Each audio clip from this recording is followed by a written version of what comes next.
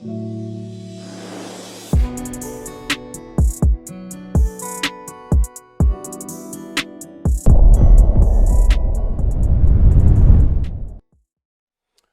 going on, family? It's your brother Lawrence here with another episode of Watch God Work. And in Watch God Work, we come and speak to brothers and sisters that are just exhibiting excellence across every field of human endeavor, from business, culture, sports, social, and the like. And this week we have an amazing brother, my brother, who is here with us, my brother Terry Williams. What's going on, good brother?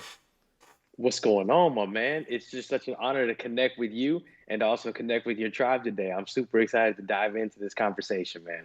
Yeah, man. Now it's full disclosure. It's almost like if you are a sponsor for something, you got to put ad in Instagram. So I'm gonna go full disclosure that the family knows that I am full champion of my brother because we go way back. Not way back like we were in third ward together, but way back enough where his beloved one flesh, Ashley Williams, is family, and we connected, and it just became close over the years. And I'm not giving too much detail because I want to leave something for the conversation. But Terry, I want to get into it. I don't want to waste any time because when I think Let's about go. you, I do use the concept. There are a lot of people I've spoken to. I use this concept of Renaissance, a Renaissance Mm, man. But Renaissance man in the full extent of the word, because you're someone who has just been at the top level of elite training and fitness and nutrition, a exceptional cook, an entrepreneur, right? But ultimately someone who loves God. And there's so mm. much meshing, and you're a father, and you're a son, and you're all of these things. If you were to describe yourself, introduce yourself to the world, how would you describe yourself to the world? I would describe myself as a person who has had um, a welcoming of wisdom such that there have been key turning point conversations. And Mm, so, kind of understanding who I am and what it is that I do for a living and who I am outside of professionalism as a husband, as a father, a lot of it comes down to key turning point conversations. So mm, I'll kind of journey through that for a quick second just to kind of introduce myself. But I was a communications major in undergrad because my father and my stepfather both had film school degrees. So I'm like, oh, I'm gonna study radio, TV, and film because I have no idea what I want to do with my life. And this is what male influences in my life have done, right? mm. So I dive into that. Halfway through my degree plan, I start to realize, like, man, I'm a gym rat. I hang out with the athletes in the off season. I spot folks on the bench press and they swipe the meal card and get me a lunch in the dorm. Like there's like this there's this love for fitness and strength and growth in the physical domain going down. And I go to an academic advisor. I'm like, yo, I don't want to do communications anymore. I want to study kinesiology, some strength and conditioning stuff. I think that'd be cool.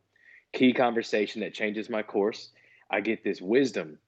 Finish out your degree. Don't change your major and be stuck here an extra year. Finish out your degree. But then I challenge you to resolve to then pursue a graduate degree and what you ultimately decide you want to go into. Okay. Finish my finish my bachelor's degree in radio, TV, film communications. Meanwhile, I had been serving as president of a student campus ministry there at University of Texas. Kind of had a heart for ministry, a big love for fitness, and now a degree in film that I kind of wasn't going to use. So I go through prerequisites. I apply. I get into a Master's of Health and Human Performance degree program here at University of Houston, back in the city I was born and raised in, um, and begin to continue having these conversations around ministry. Where does that fit in my life? Am I going to ultimately be a pastor? Am I going to use this this master's degree that I'm working on and going into crazy debt for? Is it okay if I feel a calling to ministry, but also a calling to the strength and conditioning world? Is there an idea outside of the four walls of the church where I'm still pastoring because I'm doing life with people in a way that calls out the greatness I see in them that they don't see in themselves? I'm having all these questions and I'm starting to get these answers. So Mm. I began working on my master's degree in health and human performance. I started working with a phenomenal athlete who at the time was playing in the NFL. And he comes in early for a session, sees me training an older lady, and he says to me, Hey, I'm 6'8". I'm 260 pounds. I'm in my early 20s. I'm in prime athletic form. I'm a professional athlete. But that lady that you're about to train is in her 50s with a bad knee, heavy set. I heard her make a comment about being diabetic. What I think is beautiful is you're about to do the same thing with her that you do with me, but in a way that she can understand. And there's Mm, something to that. Another key conversation that changes my course. I also was kind of committed at that time to being a strength coach for a professional sports team. mm-hmm. Another key conversation that changes my course. He says, now, why would you want to go to a city, work for an organization, give them your all for the head coach to get fired because they're losing? Has nothing to do with you as a strength coach, but now you are the baby thrown out of the bathwater, move to another city, start over. I'm like, whoa, mind blown. I want to be a husband and a father more than I want to be a strength coach. So I'm going to be right here in Houston, planted my roots. Ashley and I, my wife and I, founded our gym, the League Elite Training Facility, where we get to be here in Houston, training everyday people like that older lady in the same format that we train our professional athletes, but in a way that everybody can understand and apply to their situation right where they're at. And then in comes another conversation that changes my course as we're operating the gym. One of the pastors at my church that is our home church that we're plugged into, that we were serving at in a volunteer capacity at the time. A pastor approaches me and says, I feel like you're a pastor. I feel like you know it. I feel like you're feeling that tug on your heart. And I feel like you haven't voiced it because you're afraid that you can't quite commit to it because of the other things that are on your plate. He then shares with me what he's up to. This gentleman owns the world's first and largest faith based curriculum for special needs children. And he talked about how he started it in one location as kind of a passion project because he was inspired by his son with autism and felt called to do something for children like his son who Mm-hmm. maybe weren't so accepted in church or weren't so accepted in school. And he would go on to tell me how this thing he started expanded and now is in 68 different countries. And he was like, I feel a little busy sometimes, but I still A got little time busy. to pastor. Right, a little bit, but I still am able to be graced to have the time to Mm. serve in a pastoral capacity in our local church. I take that, I have conversations with my wife, I pray on it, have conversations with God, and ultimately come to the understanding that, wow, I am so free. I can step into a pastoral role while still operating the gym. And so here I was, this guy who was trained in communication and thinking I'd never use it. And now I'm operating as a communicator in a pastoral role. Went to get an education in strength and conditioning, wondering if I'd ever use it. End up using it in a powerful way. We've had 13 world championships come out of the professional athletes that we've worked with in the 7 year span that we've been operating the league. And then this freedom to explore the calling to ministry. And so I went and did a diploma through an online university, Light University, in professional Christian life coaching, and then began to take some courses through Harvard University's extension program in divinity to just better understand theological underpinnings of big conversations that I'd be having and things that I'd be teaching on. And so that is the roller coaster version of who I am, what it is I do, and what I'm passionate about.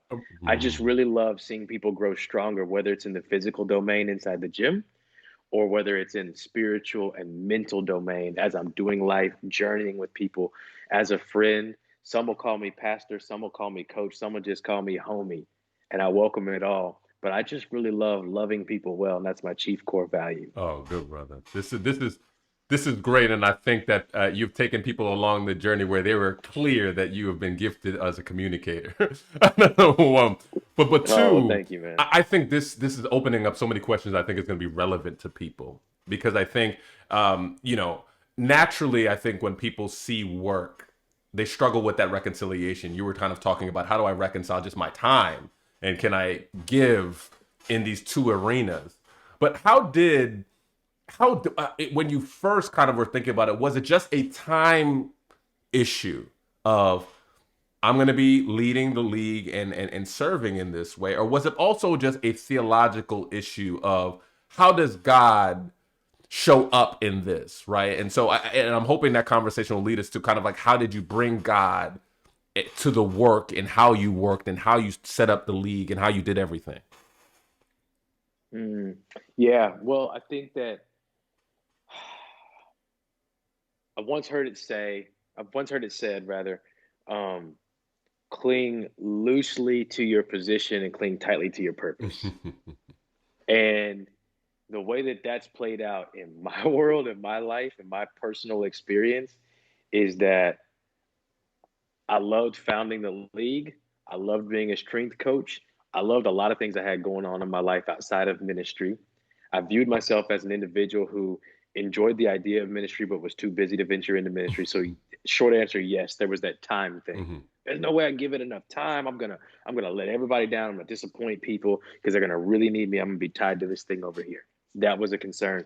But then also there was this greater existential question about purpose and about calling. And it was like, well, if I really feel ultimately my calling, no matter what title I wear or where I work or if I'm an entrepreneur or not, is to love people well, then I frankly don't have a right to call the shots and set the limits on what that looks like. I'm loving people well in the gym, and I'm seeing people come through that are like, yo, I'm off my high blood pressure medication. Uh, I'm free of this debilitating disease I had. I've lost X amount of pounds. I'm seeing life change there, and then also an opportunity to change life elsewhere. And so I was really grateful just to have that conversation that helped to reframe some things for me. Like, nobody's asking you to shut everything else down and exclusively sell out to one thing. It basically was communicated to me that I was more attractive to the ministry because I was a busy individual. They'd rather that risk, right?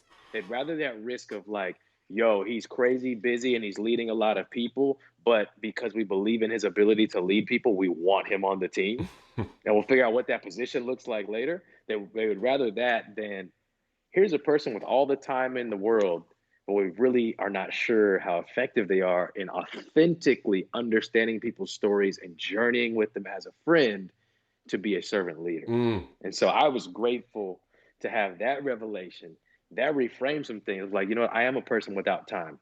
So you know what? I'll make time. I do think it's important that we don't go bankrupting ourselves of time. I think I would have been very foolish to keep going as full speed with the league and then also picking up what I now know after years of experience is a full time and a half undertaking. Like, ministry will take every bit of time you got and then some.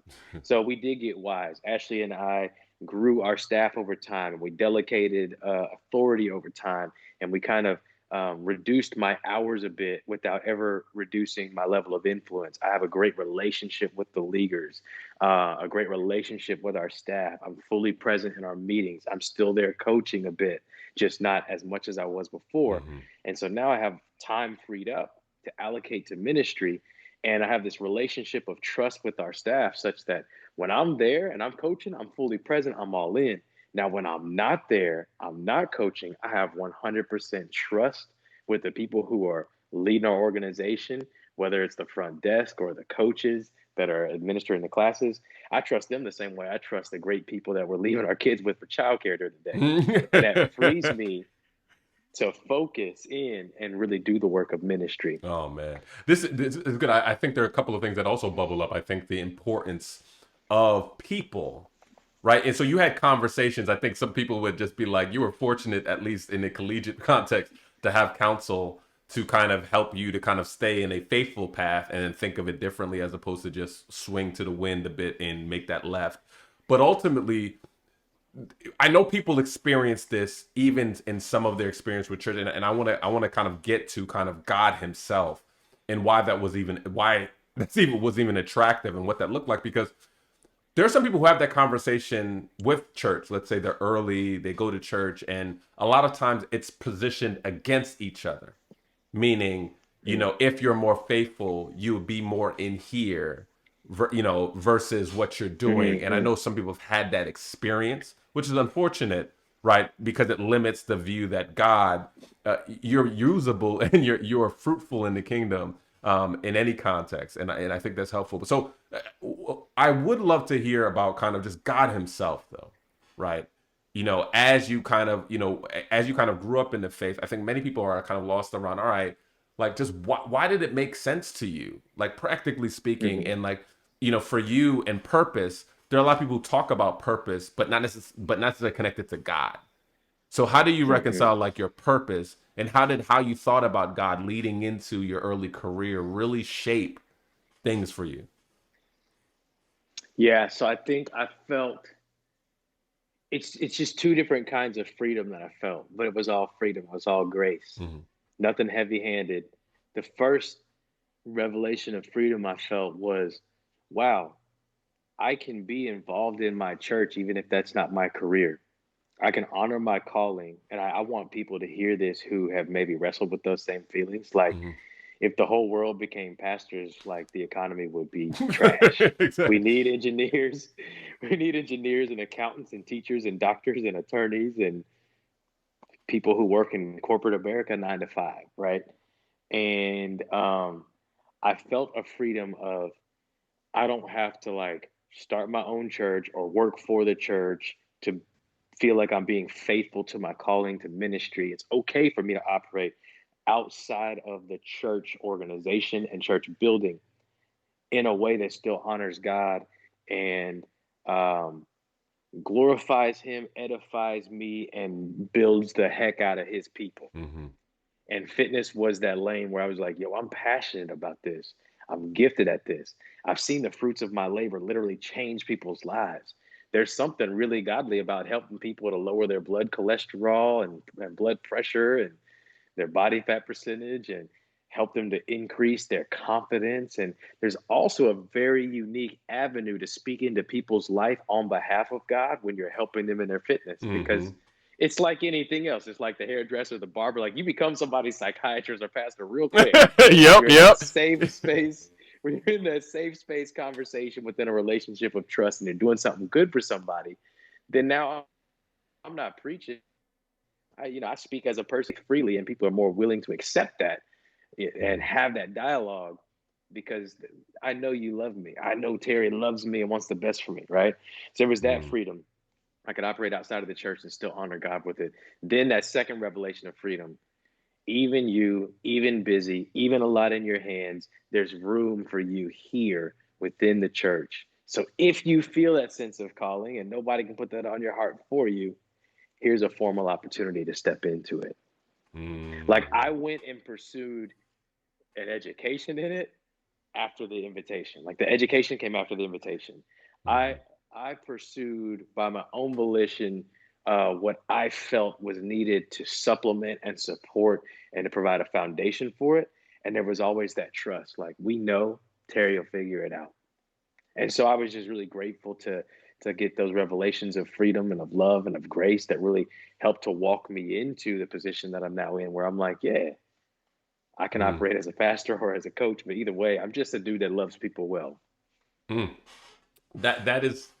That is particularly powerful, right? Because I think for people who are, I think you can understand this being very going to you measure what matters, kind of the John Doerr thinking of that. But a lot of times when it comes to faith, it seems too abstract, Mm-hmm. right? Of, how do I quantify impact or this, right? Number two, the fact is when it comes to people I call is the most inefficient economy, meaning Mm-hmm. that it's time. It's inefficient time. Your time with your child. Mm-hmm. Sometimes it's like, okay, I'm playing and they run off and you got to do this, but it's time. Um, Yeah. I think sometimes God seems that way to people, Mm-hmm. right? In this consumerist Amazon. Okay, so you said peace. All right, great. So I do God, I'm gonna get peace. I do got to like for you. What was your core draw to God in your life? What did that story look like? When did it God become like, oh, I would like to do this, or like just walk through your journey because I think that Yeah. that's one of the struggles for people, even just foundationally, to say, all right, but Mm-hmm. God just seems inefficient, so I could just seek my purpose, just do a good job. Why do I need God? So good. That's a rich question. So it's that religion versus relationship thing for me. Growing up, my parents had us in the church. My sister and I were going to Sunday morning service and Sunday school classes on in Sunday afternoons. And then for a period of time, they even enrolled us in a private Christian school. Um, we would go and we would learn things about God.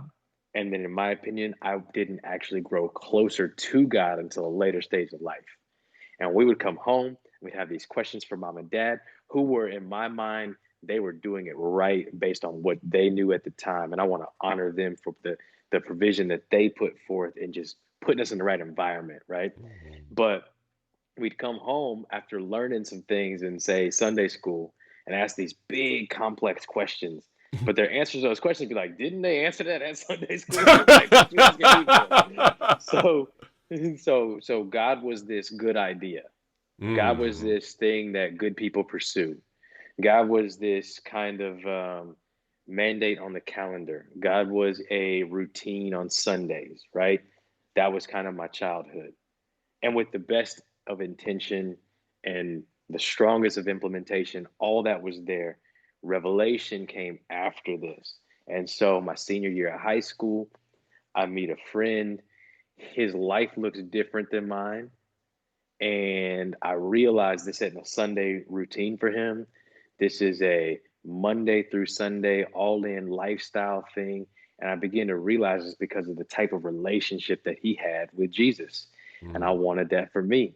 And so then the next time he had invited me to go to church with him as a friend, and I go to his church and I see other people that are all in like him, I'm like, yo, I'm giving my heart away today. And from that day, it was different because then it was no longer God on the agenda. It was no longer God as a piece of my life. It was no longer God as the coach I look back to the sideline for direction from when I don't know what to do next. It became this marriage with God, right? This commingling, this relationship, this being adopted into God's family, to Mhm. where it was like God was the lenses I'd look through now.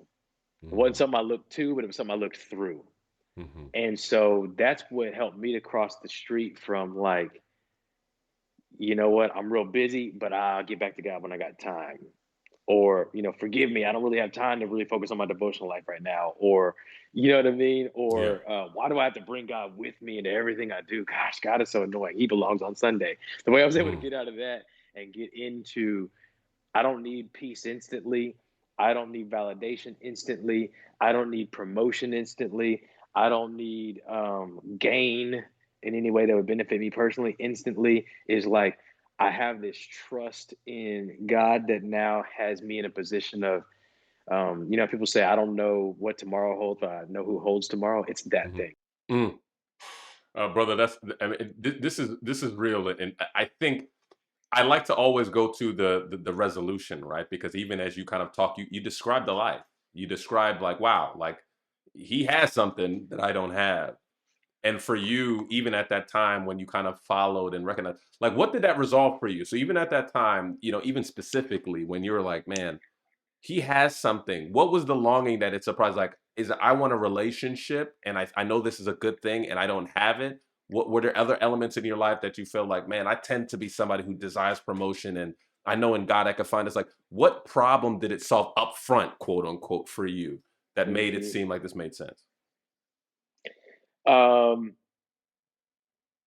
God became something that I am forever connected to, and that was the change that happened. Mm. So, um, sure, I seek promotion, but He's the source, and if I'm not connected to Him, then whatever promotion I got outside of Him is just like I don't trust it. Mm. I really Gotcha. don't. This was a trick question. I might have got a promotion at the job, but I don't really know if this is sustainable. Is this Mhm. something I'm called to? Like I would hate to ever be promoted out of my calling Mhm. Mhm. because that's a heck of a demotion. Mhm. Mhm. You know what I'm Mhm. saying? If I'm not where I'm supposed to be, then I'm where I don't want to be. Mhm. But that sense of connection, think about how, we want, we as humans, we innately have a desire for promotion and for advancement, right? But it's considering our source and what we're connected to and who is the provider of that, right? In the same sense that, we want to drive on the daily basis, but you're forever connected to gasoline.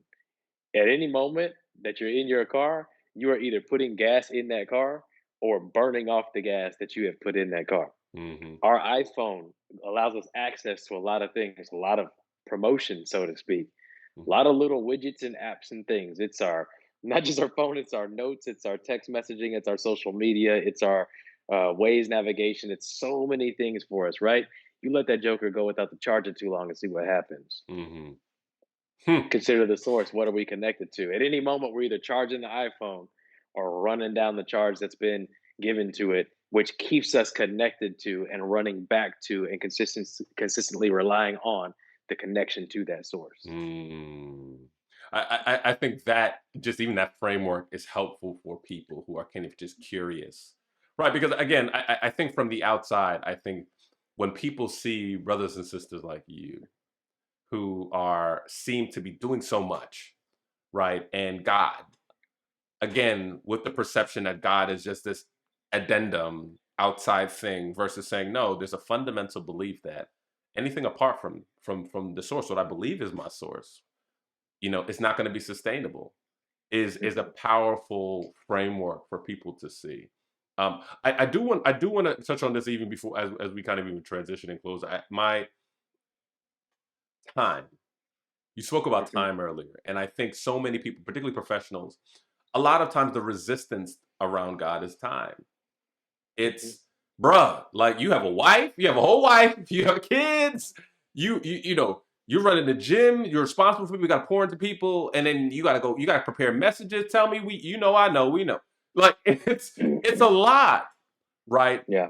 How and they struggle with I just don't see how the time comes in. Like for you, how do you reconcile that and communicate that to someone Mhm. at that stage for you?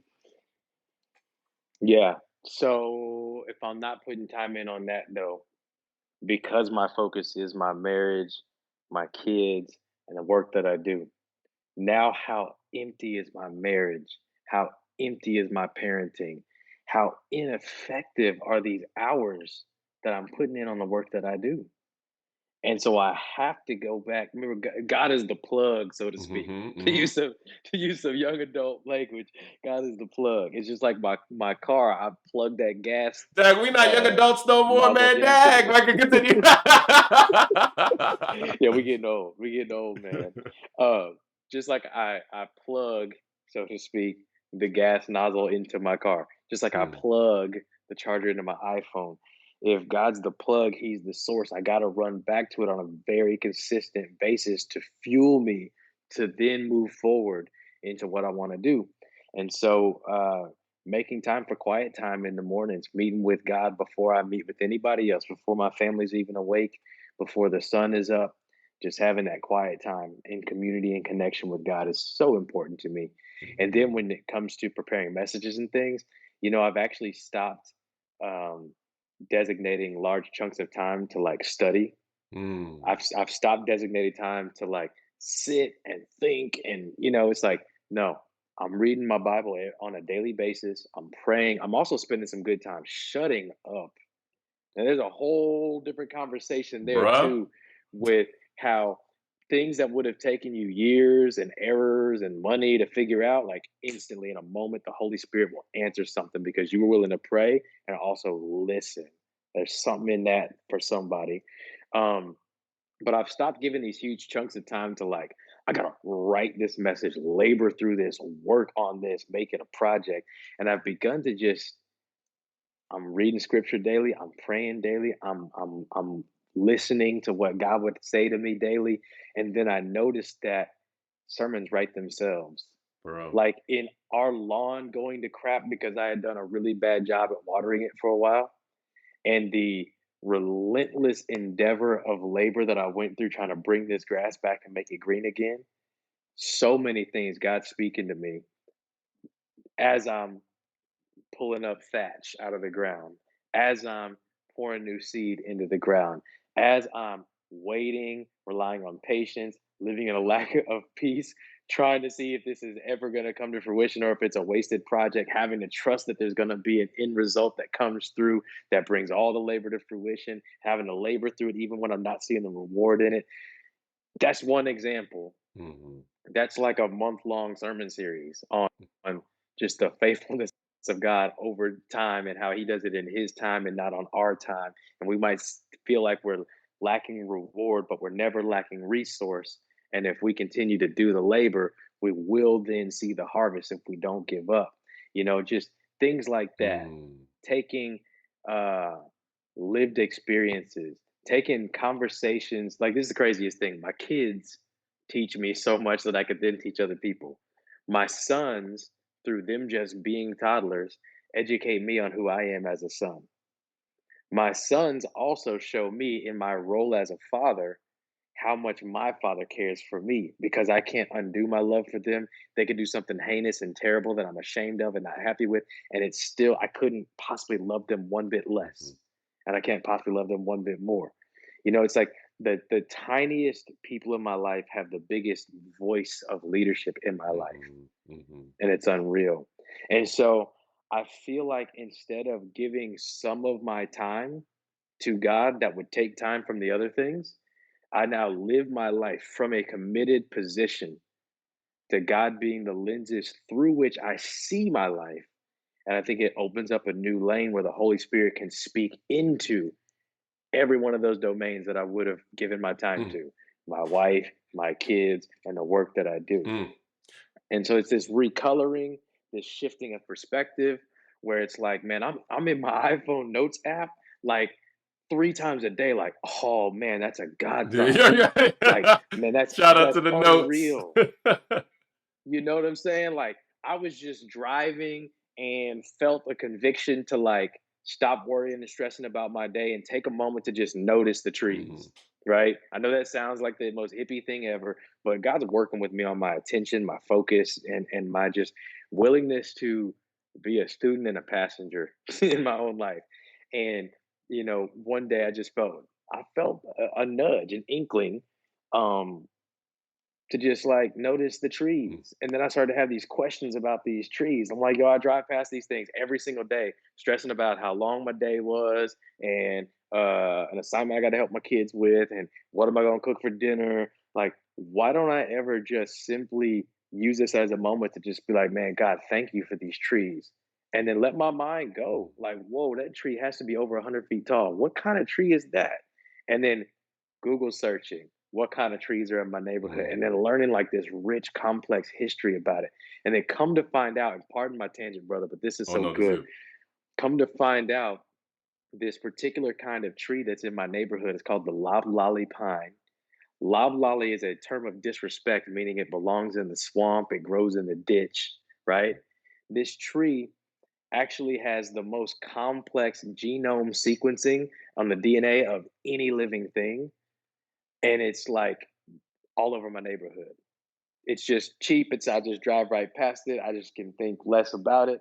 And then mess around and discover it's got some really rich and complex history. It's famous for that'll something. preach. Then get this. It has the its name again refers to something that comes out of the swamp, lives in the ditches, right? Because it was in the South, particularly in slave states. Mess around, find out my neighborhood is like the corner of this forest that stretches from Houston, Texas, all the way around the southern states and ends right about North Carolina. And I'm like, whoa, the loblolly pine, there's something in that it's like it's connected to my people, Mm. my culture, you know what I'm saying, my region that I live in, things like that. And so, not to go just super deep with that, but to just say, in an uncomplicated, everyday thing that I would have taken for granted as I give my time to other things. If I want to honor God with my time and just simply be open to His leading and allow Him to speak to me, He can speak to me some things about those everyday things that pull rich context, amazing stories, beautiful examples that can then be tied to these incredibly life changing conversations about who God is and how He reveals Himself to us on the everyday. Mm. It is rich. What you shared is rich, and I think it brings up two things for people that I think is going to be freeing for them in hearing this. One, the being over the doing, right? That in anything, Yeah. there's a picture of being, right? We get a very crude picture of it when in this story of God, when Jesus returns, we'll be like Him, as Scripture says. in the meantime, we're being shaped. Hmm. And so a lot of, I think, our culture and even in our work, it's the performance. I need to work. I got to do this. To be a Christian, I need to do these things. I need to do. But just Hmm. recentering, you're recalibrating around like from the inside out as I become someone who centers God in everything that I do. Right? God will meet me in that Hmm. because God formed me. God uses life to speak to me, right? Yeah. To teach me, to guide me. God is not a Yeah. God of waste. Every single element of my life is used with a purpose to point me to Him. Yeah. And that's one. And I think that's really, really, really huge. I think two. So good. I think TJ said something years ago, and someone says like, "How do you prepare messages? How do you do anything like that?" And he just says like, "He's like, I studied the Bible to live, not to preach." Right? Oh, yes. And he took that. I So put that on good. the whiteboard. Right? I was like, "Woo!" Like it was. I studied to live, and it's. I think people miss that. Is like I studied to be Christian. Hmm. I do the Christian thing to be Christian. It's just like, man, it's like God has given me a point for life, eternal life, but for life.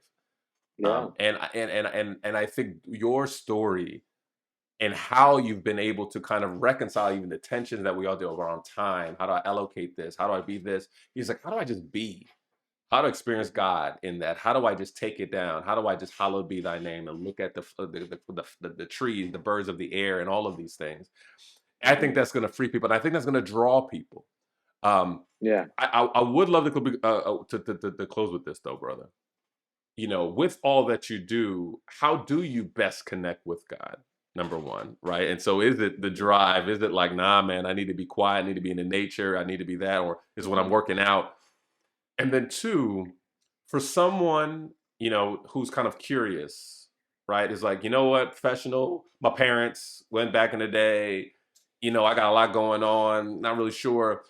What would you say to them to kind of give them, kind of hope to just explore it a bit more? How do I connect to God? Part of it is that devotional time that I mentioned. I like to read some passages from the Bible, and it's not super deep. It's not like I'm going to read the entire 42 chapter book of this and that today. It's more of just let me get a little something today, and maybe it's something from Psalms or Proverbs where I'm Mhm. taking in some wisdom or just kind of meditating on praise. And then maybe it's I am studying, the life and the letters of Paul and what he wrote to the churches in his day that I could then apply to my life today. Because there's so many rich principles just on character and like the fruits of the spirit, love, joy, peace, goodness, self-control, gentleness, just so many like life principles just get unpacked as you just spend that time reading. And so that reading time is important for me. I know that this one is kind of a little bit more church forward and religious, so to speak, but I absolutely love listening to some good worship music Mhm. and just letting God talk to me in that way. And Mhm. then also, honestly, and I know that this will sound very, I know that to some people it'll sound aloof, but I really think taking the lid off of religion and making it relationship and um, spending time with God in the everyday moments. Like Mhm. just really genuinely just it's like you said it perfectly, Lawrence, just being instead of doing. I'm made as a son. We're sons and we're daughters. My sons just being who they are. I'm already so overwhelmed. I had a conversation with my oldest kid today. He's 4 years old and I was just like, "Man, you're so handsome. You're so smart. You're such a great kid. I love spending time with you." And he was like, "Dad, what I do?" I was like, "This isn't Yeah. this isn't a reward for something you've done that has satisfied or impressed me, man. Like you just wanting to like eat bacon and waffles for breakfast and drink your orange juice and watch Spider-Man for the 17th thousand time. By the way, that new Spider-Man goes hard. They got a person of color. Hey, They brother. got Hey. Miles is in the house. Yep. Anyway, Yep. tangent. Yep. My point is it's the being, not the doing, and just learning to be just a child of God. And even in Scripture, Jesus says that it's those that have a faith like a child that'll inherit the kingdom of heaven. Be curious, have fun, don't take yourself too seriously, don't assume you know everything. Definitely yield to some authority. That's piece of being childlike. Um, I'm sorry. So that was how I connect to God. What was that second thing you were saying about? people seeking to grow more connected, maybe? I want to Yeah, just make so sure I there's understand the somebody who's question. kind of like, all right, cool. You know, I'm an amazing banker, and I love like Mhm, what you're saying, and it's cool. You know, but like, mhm, like what's my first step? You know, how do I start to mhm. explore this a bit? You know, it's busy. I'm just not sure about this thing. Yeah. So, um, one of the more recent undertakings that I'm involved in has positioned me such that I'm doing some like mindset and culture coaching with an NBA team. Hmm. And I say this only for context. You mentioned like very successful bankers and stuff. So I want to dial that in. And there's definitely an NDA coming my way in a couple of days, so I'll honor that and not speak Exactly. to specifics. Um, but giving the example, the Bible says, "Do you see a man skilled in his work? He'll perform before kings and not obscure men." Hmm. The example you give of a very successful banker reminds me in so many ways of like the world of a professional athlete Hmm. and how it's like there's great money coming to you because of what you're good at. There is promotion coming your way because of what you're good at. There's some social status to it.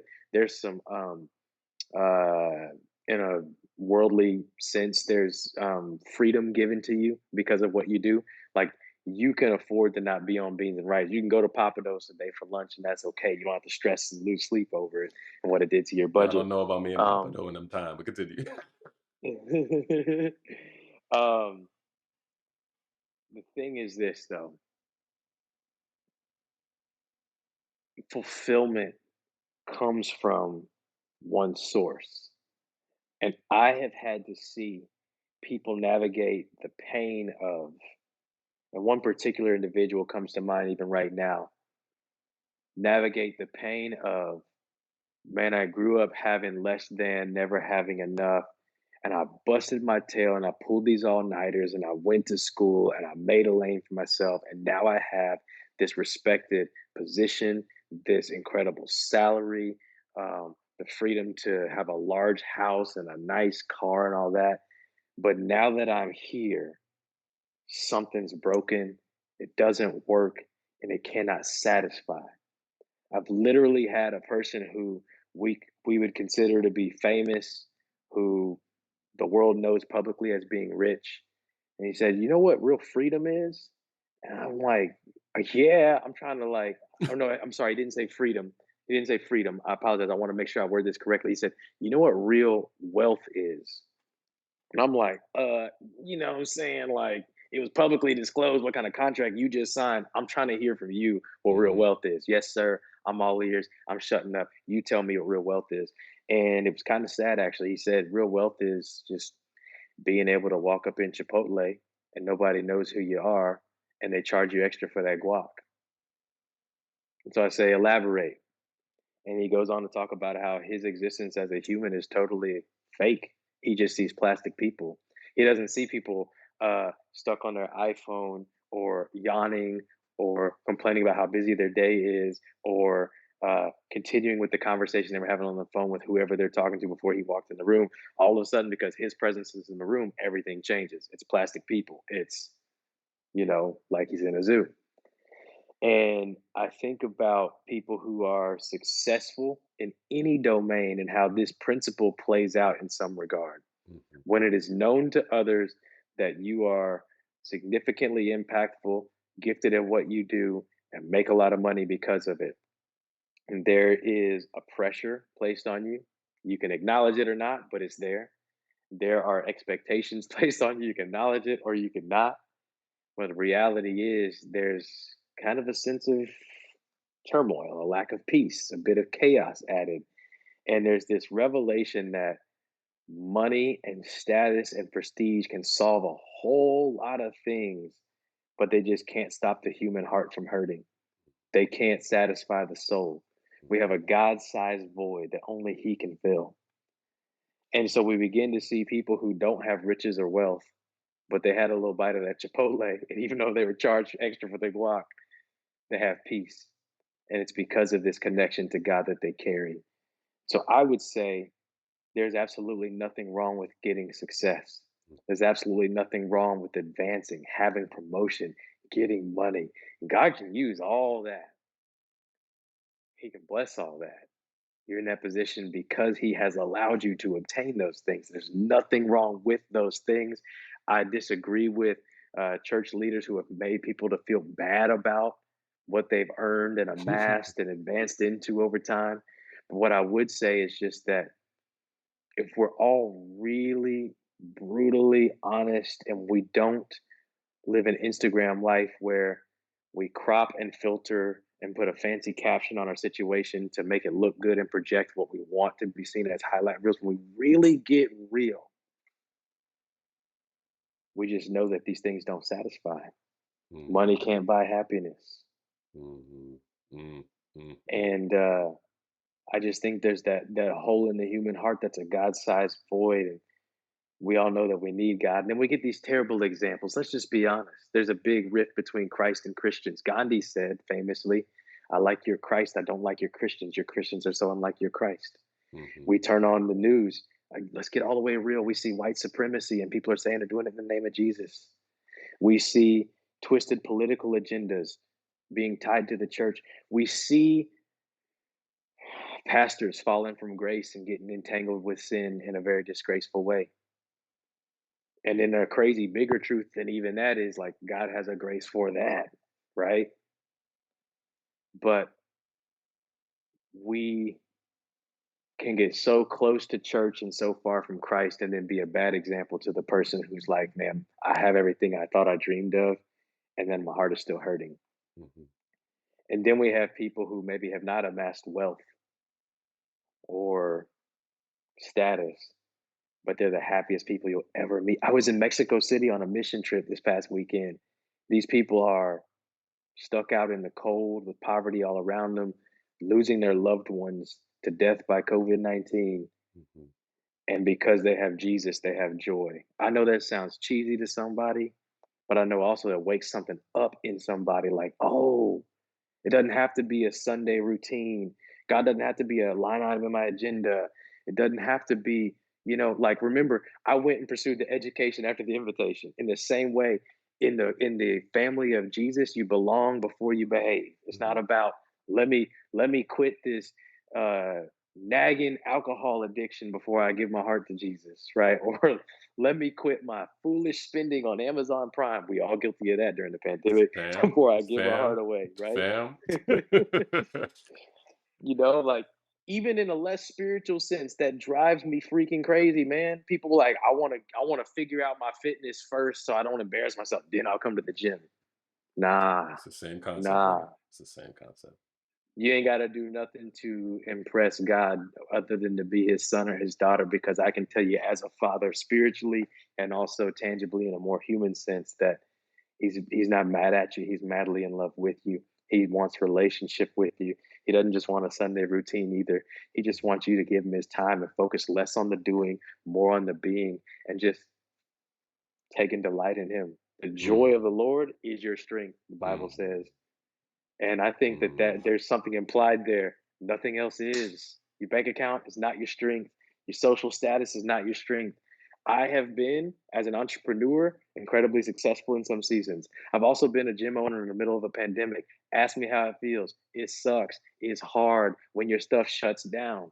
If I was doing it for money and relying on money for a sense of security, oh, I would have lost all my joy and all my sense of security. And the one thing I'm learning is that trusting God is the only sense of security that actually brings you a sense of security. mm, And so that would be my encouragement to anybody who's like, man, I'm mad successful out here. I got everything else going on, but I frankly have not focused spiritually on what needs to be happening there. And I'm starting to feel that friction, feel that tension. I don't want to say it publicly, but honestly, I'm finding out the truth is that money has not bought me happiness. What do I do?